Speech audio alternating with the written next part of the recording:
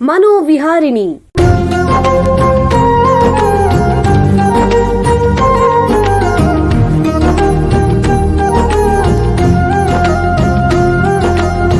ಬೆಂಗಳೂರಿನ ನಿಮ್ಹಾನ್ಸ್ ವತಿಯಿಂದ ಮಾನಸಿಕ ಆರೋಗ್ಯ ಮತ್ತು ನರವಿಜ್ಞಾನ ಕುರಿತ ಪ್ರಾಯೋಜಿತ ಶಿಕ್ಷಣ ಮಾಲಿಕೆ.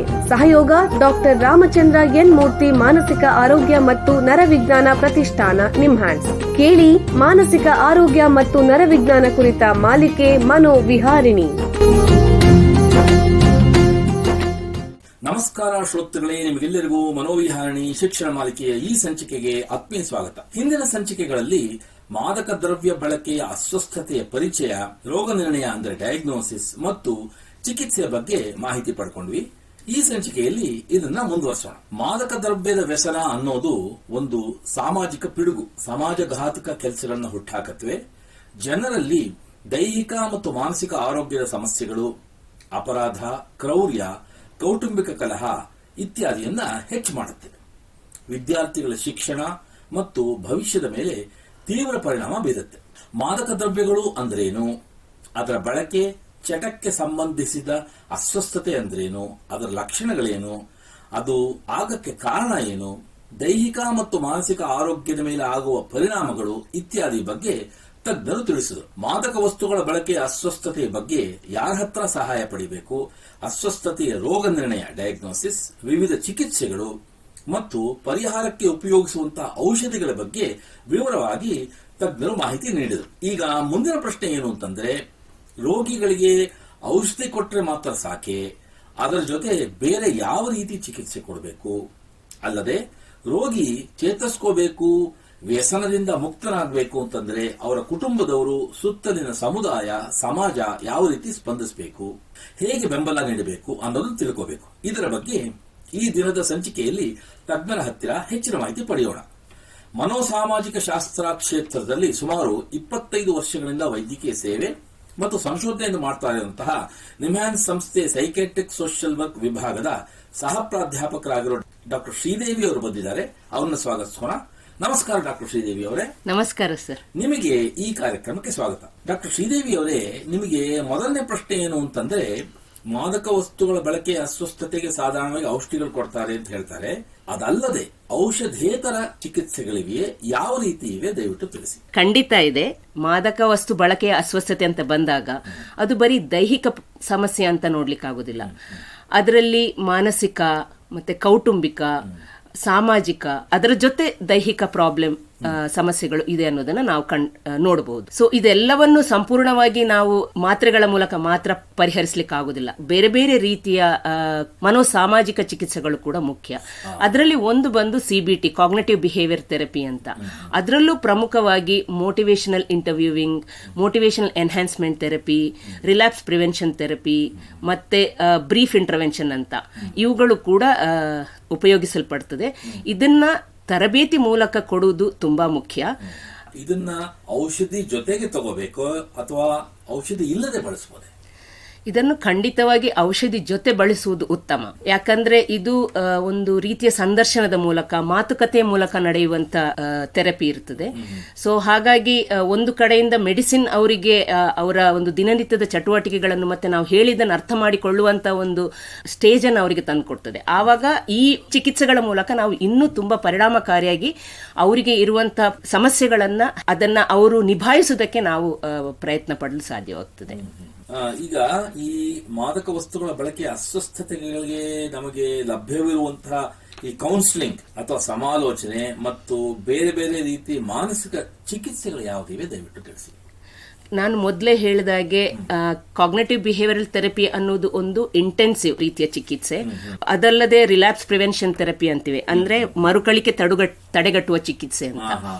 ಇದು ಅವರಿಗೆ ಒಂದು ವೇಳೆ ಬಿಡಬೇಕು ಅನ್ನಿಸಿದಾಗ ಅವರಿಗೆ ಬಿಡ್ಲಿಕ್ಕೆ ಬೇಕಾದಂತ ಹಲವು ಕೌಶಲ್ಯಗಳನ್ನ ಇದು ತಿಳಿಸಿಕೊಡ್ತದೆ.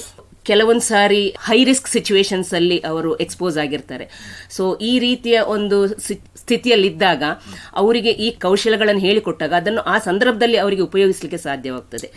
ಇದು ಒಂದು ರೀತಿಯ ಸಮಾಲೋಚನೆ. ಇನ್ನೊಂದು, ಮೊದಲಿಗೆ ನಮಗೆ ಅನ್ನಿಸುವುದೇನೆಂದ್ರೆ ಇವರಿಗೆ ಈ ಕಾಯಿಲೆಯ ಬಗ್ಗೆ ಮಾಹಿತಿ ಸರಿಯಾಗಿ ಇರುವುದಿಲ್ಲ ಅಂತ. ಇವಾಗ ಸಾಮಾನ್ಯವಾಗಿ ಅದು ಚಟ ಅಥವಾ ಒಂದು ರೀತಿಯ ಅವರ ಒಂದು ವರ್ತನೆ ಅಂತ ನಾವು ಅಂದ್ಕೊಳ್ತೇವೆ. ಅಲ್ಲ, ಇದು ನಾವೀಗ ತಿಳಿದ ಮಟ್ಟಿಗೆ ಇದೊಂದು ಕಾಯಿಲೆ. ಸೊ ಇದು ನರವಾಹಕಗಳಲ್ಲಿ ನಡೆಯುವಂತಹ ಕೆಲವು ಪ್ರಚೋದಕಗಳಿಂದ ಇದು ಇನ್ನೂ ಜಾಸ್ತಿಯಾಗಿ ಕಾಯಿಲೆಯ ರೂಪಾಂತರ ತಗೊಳ್ತದೆ. ಹಾಗಿರುವಾಗ ಇದರ ಬಗ್ಗೆ ಒಂದು ಅರಿವನ್ನು ಕುಟುಂಬಕ್ಕೂ ನಾವು ತಿಳಿಸಬೇಕು, ವೈಯಕ್ತಿಕವಾಗಿ ನಮ್ಮ ಕೌನ್ಸಿಲಿಂಗ್ ಸೆಷನ್ ಅಲ್ಲಿ ಅಸ್ವಸ್ಥರಿಗೂ ತಿಳಿಸಬೇಕು. ಅದಲ್ಲದೆ ಅವರ ಸುತ್ತ ಇರುವಂತಹ ಒಂದು ಗುಂಪುಗಳು, ಆ ಸಹಚರರು ಎಂಥವರು, ಅವರು ಇದರಿಂದ ಇನ್ನೂ ಇವರನ್ನು ಇನ್ಫ್ಲುಯೆನ್ಸ್ ಮಾಡುವಂಥವರಾಗಿದ್ದರೆ ಅವರಿಂದ ದೂರ ಇರುವಂತಹ ಒಂದು ಕೆಲವು ವಿಚಾರಗಳನ್ನು ಅವರಿಗೆ ತಿಳಿಸ್ಕೊಡ್ಬೇಕಾಗ್ತದೆ. ಸೊ ಹಾಗಾಗಿ ಇದು ಒಂದು ರೀತಿಯ ವೈಯಕ್ತಿಕವಾಗಿ ಮತ್ತು ಕುಟುಂಬದ ಮೂಲಕ ನಡೆಸುವಂಥ ಒಂದು ಸಮಾಲೋಚನೆ ಅದು ಇದೆ. ಇದಲ್ಲದೆ ಸುಮಾರು ಸಮುದಾಯದಲ್ಲಿ ಈಗ AA ಮೀಟಿಂಗ್ಗಳು, alcoholic anonymous group, narcotic anonymous group ಅಂತ ಒಂದು ಸಹಚರರ ಬೆಂಬಲ ಇರುವಂಥ ಗುಂಪುಗಳು ಇವೆ. ಎಷ್ಟೋ ಜನ ಈ ತರದ ಸಹಾಯಗಳನ್ನು ಪಡಿತಾರೆ. ಇದಲ್ಲದೆ ಪುನರ್ವಸತಿ ಕೇಂದ್ರಗಳಿವೆ. ಈಗ ಒಂದು ಸಣ್ಣ ವಿರಾಮ ತಗೊಳ್ಳೋಣ. ನಂತರ ಮಾದಕ ವಸ್ತುಗಳ ಬಳಕೆ ಅಸ್ವಸ್ಥತೆ ಇರುವವರಿಗೆ ಮನೋಸಾಮಾಜಿಕ ಬೆಂಬಲದ ಬಗ್ಗೆ ಚರ್ಚೆನ ಮುಂದುವರಿಸೋಣ. ಬೆಂಗಳೂರಿನ ನಿಮ್ಹಾನ್ಸ್ ಮಾನಸಿಕ ಆರೋಗ್ಯ ಮತ್ತು ನರವಿಜ್ಞಾನ ಕ್ಷೇತ್ರದಲ್ಲಿ ಹೆಸರುವಾಸಿ. ಶ್ರೇಷ್ಠ ಮಟ್ಟದ ಔಷಧೋಪಚಾರ, ಸಂಶೋಧನೆ ಮತ್ತು ತರಬೇತಿ ಇವೇ ನಿಮ್ಹಾನ್ಸ್ನ ಪ್ರಮುಖ ಧ್ಯೇಯಗಳು.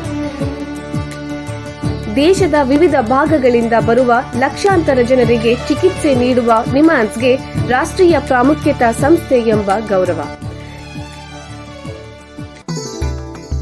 ಚಿಕಿತ್ಸೆ ಮತ್ತು ವೈದ್ಯಕೀಯ ಸೇವೆಗಳ ಜೊತೆಯಲ್ಲಿ ನರರೋಗ ಮತ್ತು ಮನೋವೈದ್ಯಕೀಯ ಪುನರ್ವಸತಿ ಸೇವೆಗಳು, ಸಮುದಾಯ ಮಟ್ಟದ ಆರೋಗ್ಯ ಕಾರ್ಯಕ್ರಮಗಳನ್ನು ನಡೆಸುವುದು ಹಾಗೂ ಜನಜಾಗೃತಿ ಮೂಡಿಸುವ ಕೆಲಸಗಳಲ್ಲಿ ಸಕ್ರಿಯವಾಗಿದೆ ನಿಮ್ಹಾನ್ಸ್.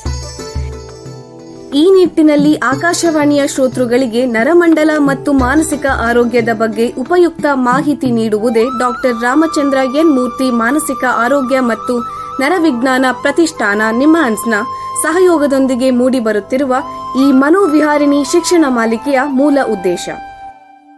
ವಿರಾಮದ ನಂತರ ಮನೋವಿಹಾರಣಿಯ ಈ ಸಂಚಿಕೆಗೆ ನಿಮಗೆಲ್ಲರಿಗೂ ಮತ್ತೊಮ್ಮೆ ಸ್ವಾಗತ. ವಿರಾಮಕ್ಕೆ ಮುಂಚೆ ಮಾದಕ ವಸ್ತುಗಳ ಬಳಕೆ ಅಸ್ವಸ್ಥತೆ ಇರುವವರಿಗೆ ಮನೋಸಾಮಾಜಿಕ ಬೆಂಬಲದ ಬಗ್ಗೆ ನಿಮ್ಹಾನ್ಸ್ನ ತಜ್ಞರಾದ ಡಾಕ್ಟರ್ ಶ್ರೀದೇವಿ ಅವರ ಹತ್ರ ಮಾತಾಡ್ತಾ ಇದ್ವಿ. ಈಗ ಈ ಚರ್ಚೆನ ಮುಂದುವರಿಸೋಣ.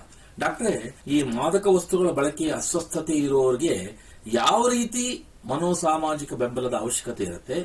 ಹಾಗಂದ್ರೆ ಏನ್ ಮಾಡಬೇಕು? ಇದು ಅವರಲ್ಲಿ ಆಗುವಂತಹ ಬೇರೆ ಬೇರೆ ಸಮಸ್ಯೆಗಳು, ಅಂದ್ರೆ ಭಾವನಾತ್ಮಕ ಎಮೋಷನಲ್ ಸಮಸ್ಯೆಗಳು ಅಥವಾ ವಿಡ್ರಾವಲ್ ಅಂದ್ರೆ ಹಿಂದೆಗೆದುಕೊಳ್ಳುವ ಸಮಸ್ಯೆಗಳು, ಇದನ್ನ ಹೇಗೆ ಪರಿಹರಿಸುತ್ತೆ ಮತ್ತು ಒಟ್ಟಾರೆ ಅವರ ಆತ್ಮವಿಶ್ವಾಸವನ್ನ ಹೇಗೆ ಹೆಚ್ಚಿಸುತ್ತೆ? ದಯವಿಟ್ಟು ತಿಳಿಸಿ.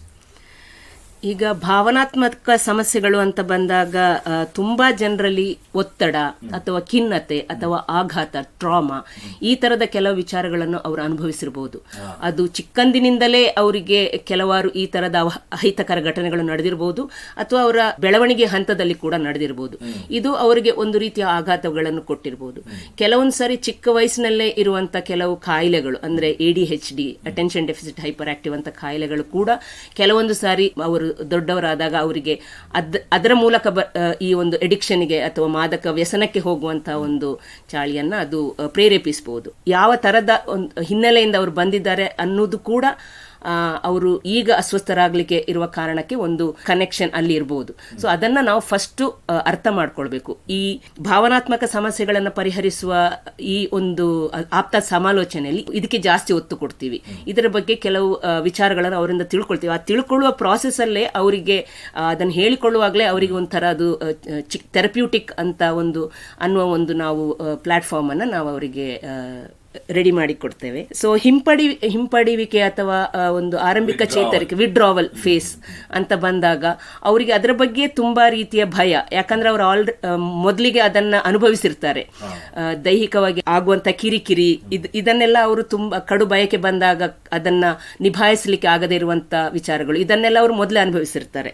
ಸೊ ಹಾಗಾಗಿ ನಮ್ಮ ಆಶ್ವಾಸನೆ, ಬೆಂಬಲ ಮತ್ತು ಅದನ್ನು ಯಾವ ರೀತಿ ಸ್ಟೇಜ್ ಅಲ್ಲಿ ಅದನ್ನ ಅವರು ಮುಂದುವರಿಸಿಕೊಂಡು ಹೋಗ್ಬೇಕು ಈ ಮಾತ್ರೆ ಔಷಧಿಗಳು ಮತ್ತು ನಾವು ಕೊಡುವಂಥ ಕೌಶಲ್ಯಗಳು ಇದನ್ನು ಹೇಳಿಕೊಟ್ಟಾಗ ಅವರಿಗೆ ಅದನ್ನು ನಿಭಾಯಿಸಲಿಕ್ಕೆ ಸ್ವಲ್ಪ ಸುಲಭ ಆಗ್ತದೆ. ಮತ್ತೆ ಇನ್ನೊಂದು ಸಾರಿ ಮರುಕಳಿಕೆ ಅಂತ ಬಂದಾಗ ಈ ವಿಚಾರಗಳನ್ನು ಹೇಳಿಕೊಟ್ಟ ವಿಚಾರಗಳನ್ನು ಅವರಿಗೆ ಉಪಯೋಗಿಸಲು ಅವರಿಗೆ ಸಹಕಾರಿಯಾಗ್ತದೆ. ಒಂದು ವೇಳೆ ಅವರು ಮರುಕಳುವಿಕೆಗೆ ಹೋಗಲಿಲ್ಲ ಅಥವಾ ಅವರಿಗೆ ಇಂಥ ಒಂದು ಸಂದರ್ಭದಲ್ಲಿ ಅವರಿಗೆ ಕಂಟ್ರೋಲ್ ಮಾಡಲಿಕ್ಕೆ ಸಾಧ್ಯ ಆಯಿತು ಕುಡಿತವನ್ನಂದಾಗ, ಅದೇ ಒಂದು ಆತ್ಮವಿಶ್ವಾಸ ಬೆಳೆಸ್ತದೆ ಅವರಲ್ಲಿ. ಇದು ಕುಟುಂಬದವರಿಗೂ ಖುಷಿ ಆಗ್ತದೆ, ಯಾಕಂದ್ರೆ ಪ್ರಯತ್ನ ಪಡ್ತಾ ಇದ್ದಾನೆ, ಅದರಲ್ಲಿ ಅವನಿಗೆ ಒಂಥರದ ಯಶಸ್ಸು ಸಿಗ್ತಾ ಇದೆ ಅಂತ ಅಂದಾಗ, ಮತ್ತೆ ಅವನ ಸ್ನೇಹಿತರು ಕೂಡ ಈ ತರ ಪ್ರಯತ್ನ ಪಟ್ಟಾಗ ಅವನಿಗೆ ಆತ್ಮವಿಶ್ವಾಸ ಇನ್ನೂ ತೋರಿಸುವವರು ಕೂಡ ಇದ್ದಾರೆ. ಸೊ ಹಾಗಾಗಿ ಈ ಆತ್ಮವಿಶ್ವಾಸ ಬೆಳೆಸಲಿಕ್ಕೆ ಕೂಡ ಈ ಆಪ್ತ ಸಮಾಲೋಚನೆ ತುಂಬಾ ಸಹಾಯ ಮಾಡುತ್ತೆ. ಈಗ ಮದ್ಯ ಅಥವಾ ಮಾದಕ ವಸ್ತುಗಳನ್ನ ತ್ಯಜಿಸಕ್ಕೆ ಯಾರು ಪ್ರಯತ್ನ ಪಡ್ತಿರ್ತಾರೋ ಅವರಿಗೆ ಅವರ ಕುಟುಂಬದವರು ಮತ್ತು ಸಮುದಾಯದ ಬೆಂಬಲ ಯಾವ ರೀತಿ ಪಾತ್ರ ವಹಿಸುತ್ತೆ, ದಯವಿಟ್ಟು ತಿಳಿಸಿ. ಇವಾಗ ಕುಡಿತ ಅಥವಾ ಬೇರೆ ಮಾದಕ ದ್ರವ್ಯಗಳು ಅಂತ ಬಂದಾಗ ಕುಟುಂಬದವರು ಮೊದಲಿಗೆ ಅದನ್ನ ಒಂದು ಚಾಳಿ ಅಂತ ಅನ್ಕೊಂಡು ಅದು ಯಾವಾಗ ಅವರ ಕೈಯಲ್ಲಿ ಅದನ್ನ ಹ್ಯಾಂಡಲ್ ಮಾಡ್ಲಿಕ್ಕೆ ಆಗೋದಿಲ್ವೋ ಆವಾಗ ಅವರು ತುಂಬಾ ಬೇಸತ್ತು ಹೋಗ್ತಾರೆ. ಸೊ ಆವಾಗ ಬೇರೆ ಬೇರೆ ರೀತಿಯ ನಕಾರಾತ್ಮಕ ಟೀಕೆಗಳು ಅವ್ರು ಕೊಡ್ಲಿಕ್ಕೆ ಶುರು ಮಾಡ್ತಾರೆ.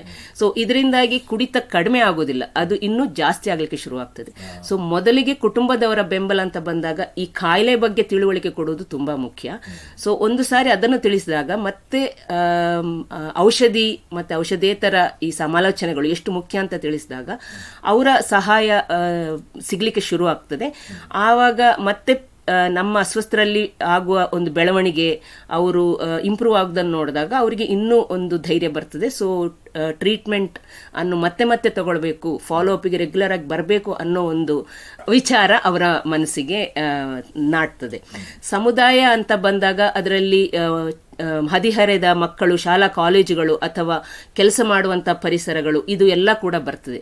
ಸೊ ಹಾಗಾಗಿ ಜನಜಾಗೃತಿ ಕಾರ್ಯಕ್ರಮಗಳನ್ನ ನಾವು ಈ ಜಾಗಗಳಲ್ಲಿ ಮಾಡಿದ್ರೆ ಸೊ ಇದರ ಬಗ್ಗೆ ಇರುವ ಕಳಂಕ ತುಂಬಾ ಕಡಿಮೆ ಮಾಡಬಹುದು ಮತ್ತು ಎಲ್ಲಿ ಇದಕ್ಕೆ ಸಹಾಯ ಪಡಿಬೇಕು ಅನ್ನುವ ಒಂದು ವಿಚಾರವನ್ನು ನಾವು ತಿಳಿಸಿ ಹೇಳಿದ್ರೆ ಬೇರೆ ಬೇರೆ ಜನಗಳನ್ನ ರೆಫರಲ್ ಮಾಡುವಂತ ಅಥವಾ ಇದರಿಂದ ಬಳಲ್ತಿರೋರಿಗೆ ಸಹಾಯ ಕೊಡುವಂತ ಒಂದು ವಿಚಾರ ಕೂಡ ನಡೀಬಹುದು. ಈಗ ಸಾಧಾರಣವಾಗಿ ಚಟ ವ್ಯಸನ ಇರೋರು ಡಿ ಅಡಿಕ್ಷನ್ ಅಥವಾ ರಿಹ್ಯಾಬಿಲಿಟೇಷನ್ ಸೆಂಟರ್ ಅನ್ನೋದಕ್ಕೆ ಹೋಗ್ತಾರೆ. ಅಂದ್ರೆ ವ್ಯಸನ ಮುಕ್ತಿ ಕೇಂದ್ರ ಅಥವಾ ಪುನರ್ವಸತಿ ಕೇಂದ್ರ. ಈ ವ್ಯಸನ ಮುಕ್ತಿ ಅಥವಾ ಪುನರ್ವಸತಿ ಕೇಂದ್ರದಲ್ಲಿ ಏನೇನಾಗುತ್ತೆ? ಈಗ ಪುನರ್ವಸತಿ ಕೇಂದ್ರ ಅಂತ ಬಂದಾಗ ಅದು ಅಸ್ವಸ್ಥರನ್ನು ಮಾತ್ರ ನೋಡಿಕೊಳ್ಳುವ ಒಂದು ಜಾಗ. ಎಷ್ಟೋ ಕಡೆಗಳಲ್ಲಿ ಕುಟುಂಬದವರು ಇಲ್ಲದೆ ಬರೀ ಅಸ್ವಸ್ಥರನಿಗೆ ಟ್ರೀಟ್ಮೆಂಟ್ ಕೊಡುವಂತ ಒಂದು ಸೆಟಪ್ ಅಂತ ಹೇಳ್ಬಹುದು. ಅಲ್ಲಿ ಮೊದಲಿಗೆ ಅವರಿಗೆ ಇರುವಂತಹ ಹಿಂತೆಗೆತದ ಲಕ್ಷಣಗಳನ್ನ ಅದನ್ನ ಗಮನಿಸಬೇಕು. ಈ ಸೈಡ್ ಎಫೆಕ್ಟ್ಸ್ಗಳು, ವಿಡ್ರಾವಲ್ ಸಿಂಪ್ಟಮ್ಸ್ಗಳನ್ನ ಅವರು ತುಂಬಾ ಮುಖ್ಯವಾಗಿ ಗಮನ ಕೊಡಬೇಕಾಗ್ತದೆ. ಸೊ ಆ ಹಂತದಲ್ಲಿ ಅವರು ಆ ಡಿಟಾಕ್ಸಿಫಿಕೇಶನ್ ಸ್ಟೇಜ್ ಅಂತ ಏನಿದೆ ಅದನ್ನು ಮುಗಿಸಿದ ಮೇಲೆ ಅವರ ದೈನಂದಿನ ಚಟುವಟಿಕೆಗಳಿಗೆ ಅವರಿಗೆ ತುಂಬಾ ಮುಖ್ಯ ಕೊಡಬೇಕಾಗುತ್ತೆ. ಇವಾಗ ಅವರು ಕುಡಿತಾ ಇರೋ ಸಂದರ್ಭದಲ್ಲಿ ಅಥವಾ ಮಾದಕ ದ್ರವ್ಯಗಳನ್ನು ತಗೊಳ್ತಾ ಇರುವ ಸಂದರ್ಭದಲ್ಲಿ ಇದೆಲ್ಲ ತುಂಬಾ ಮಟ್ಟಿಗೆ ತೊಂದರೆ ಆಗಿರ್ತದೆ. ಏಳುವುದಾಗ್ಲಿ, ಸರಿಯಾದ ಟೈಮಿಗೆ ಊಟ ಮಾಡೋದಾಗ್ಲಿ. ಪುನರ್ವಸತಿ ಕೇಂದ್ರಗಳಲ್ಲಿ ಇದನ್ನ ಒಂದು ಸರಿಯಾದ ಸಮಯಕ್ಕೆ ಸರಿಯಾದ ವಿಚಾರಗಳನ್ನು ಮಾಡುವಂತ ಒಂದು ಪ್ರಕ್ರಿಯೆ ನಡೆಯುತ್ತದೆ. ಇದಲ್ಲದೆ ತುಂಬಾ ತರದ ಚಟುವಟಿಕೆಗಳು, ಅದರಲ್ಲಿ ಗುಂಪು ಚರ್ಚೆ ಅನ್ನೋದು, ಗ್ರೂಪ್ ವರ್ಕ್ ಅನ್ನೋದು ತುಂಬಾ ಮುಖ್ಯ. ಕೌಶಲ್ಯಗಳನ್ನು ಹೇಳಿ ಕೊಡೋದ್ರ ಮೂಲಕ ಈ ಗುಂಪು ಚರ್ಚೆಗಳು ದಿನ ನಡೀತವೆ. ಇದಲ್ಲದೆ ವೃತ್ತಿಪರವಾಗಿ ಏನಾದರೂ ಪುನರ್ವಸತಿ ಬೇಕು ಅಂದ್ರೂ ಕೂಡ ಈ ತರದ ರಿಹ್ಯಾಬಿಲಿಟೇಷನ್ ಸೆಂಟರ್ಗಳು ಸಹಾಯ ಮಾಡುತ್ತವೆ. ಕುಟುಂಬದವರನ್ನು ಕೂಡ ಕರ್ಕೊಂಡು ಬಂದು ಅವರ ಜೊತೆ ಚರ್ಚೆ ಮಾಡಿ ಎಲ್ಲಿ ತೊಂದರೆಗಳಿದೆ ಅನ್ನೋದನ್ನು ಕೂಡ ಅವರು ಚರ್ಚೆ ಮಾಡೋದ್ರ ಮೂಲಕ ಅದಕ್ಕೆ ಪರಿಹಾರ ಕಂಡು ಹಿಡಿಲಿಕ್ಕೆ ಸಹಾಯ ಮಾಡ್ತಾರೆ. ಇದಲ್ಲದೆ ಸಮುದಾಯ ಆಧಾರಿತ ಪುನರ್ವಸತಿಗೂ ಕೂಡ ಅವರು ಕೆಲವೊಮ್ಮೆ ಇಂಟ್ರೆಸ್ಟ್ ತೋರಿಸೋದಿದೆ. ಅದು ಹೇಗೆ ಅವರನ್ನ ಮತ್ತೆ ತಿರ್ಗ ಸಮುದಾಯಕ್ಕೆ ಅವರನ್ನು ಸೇರಿಸಬೇಕು ಅನ್ನೋದ್ರ ಬಗ್ಗೆ ಕೂಡ ಫೋಕಸ್ ಇರ್ತದೆ. ಬಹಳ ಉಪಯುಕ್ತ ಮಾಹಿತಿ ನೀಡಿದ್ದೀರಾ. ನೋಡಿ, ನಿಮ್ಮ ಹತ್ರ ಮಾತಾಡ್ತಾ ಕಾಲ ಕಳೆದಿದ್ದೇ ಗೊತ್ತಾಗ್ಲಿಲ್ಲ. ಇಲ್ಲಿಗೆ ಸಂಚಿಕೆ ಮುಗಿಸುವಂತ ಸಮಯ ಆಗ್ತಿದೆ. ಡಾಕ್ಟರ್ ಶ್ರೀದೇವಿ ಅವರೇ, ಎಲ್ಲ ಕೇಳುಗರಿಗೆ ಮಾದಕ ವಸ್ತುಗಳ ಬಳಕೆ ಅಸ್ವಸ್ಥತೆ ಇರುವವರಿಗೆ ಮನೋಸಾಮಾಜಿಕ ಬೆಂಬಲದ ಬಗ್ಗೆ ಉಪಯುಕ್ತ ಮಾಹಿತಿ ನೀಡಿದ್ದೀರಾ. ನಿಮಗೆ ಎಲ್ಲರ ಪರವಾಗಿ ಧನ್ಯವಾದಗಳು. ಶ್ರೋತೃಗಳೇ, ಮಾನಸಿಕ ಆರೋಗ್ಯ ಮತ್ತು ನರವಿಜ್ಞಾನದ ಬಗ್ಗೆ ಇನ್ನೂ ಹೆಚ್ಚಿನ ಮಾಹಿತಿಯೊಂದಿಗೆ ಮನೋವಿಹಾರಣೆ ಮುಂದಿನ ಸಂಚಿಕೆಯಲ್ಲಿ ಭೇಟಿಯಾಗೋಣ. ನಮಸ್ಕಾರ. ಇಲ್ಲಿಯವರೆಗೆ ಬೆಂಗಳೂರಿನ ನಿಮ್ಹಾನ್ಸ್ ವತಿಯಿಂದ ಮಾನಸಿಕ ಆರೋಗ್ಯ ಮತ್ತು ನರವಿಜ್ಞಾನ ಕುರಿತ ಪ್ರಾಯೋಜಿತ ಶಿಕ್ಷಣ ಮಾಲಿಕೆ ಮನೋವಿಹಾರಿಣಿ ಕೇಳಿದಿರಿ. ಸಹಯೋಗ ಡಾಕ್ಟರ್ ರಾಮಚಂದ್ರ ಎನ್ ಮೂರ್ತಿ, ಮಾನಸಿಕ ಆರೋಗ್ಯ ಮತ್ತು ನರವಿಜ್ಞಾನ ಪ್ರತಿಷ್ಠಾನ, ನಿಮ್ಹಾನ್ಸ್. ನೆರವು ಡಾಕ್ಟರ್ KS ಮೀನಾ, ನಿಮ್ಹಾನ್ಸ್. ಮಾನಸಿಕ ಆರೋಗ್ಯ ಶಿಕ್ಷಣ ವಿಭಾಗ, ನಿಮ್ಹಾನ್ಸ್.